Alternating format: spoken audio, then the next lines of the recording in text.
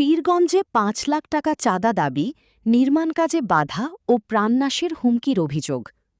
রংপুরের পীরগঞ্জ উপজেলার সানেরহাট ইউনিয়নের ছোট পাহাড়পুর গ্রামে ৫ লাখ টাকা চাঁদা দাবি, নির্মাণ কাজে বাধা এবং প্রাণনাশের হুমকির অভিযোগে পীরগঞ্জ থানায় লিখিত অভিযোগ দায়ের করেছেন স্থানীয় বাসিন্দা আমিনুল ইসলাম।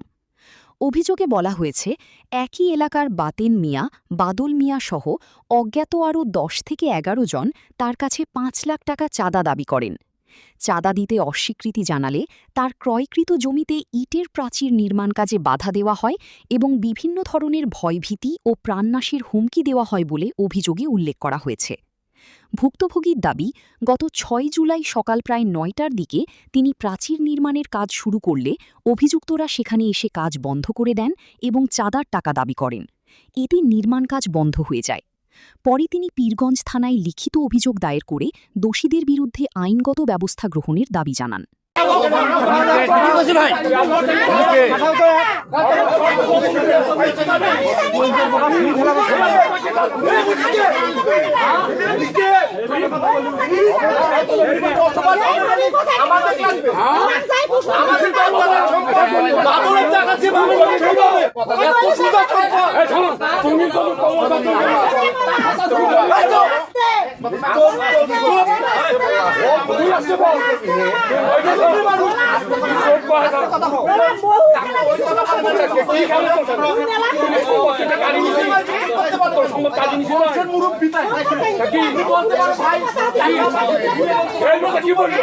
কি বললো?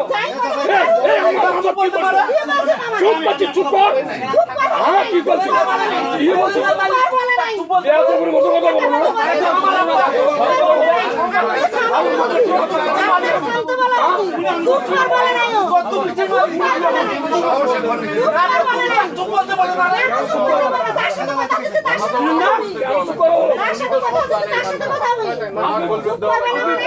বলার সুযোগ দিতে হবে তো।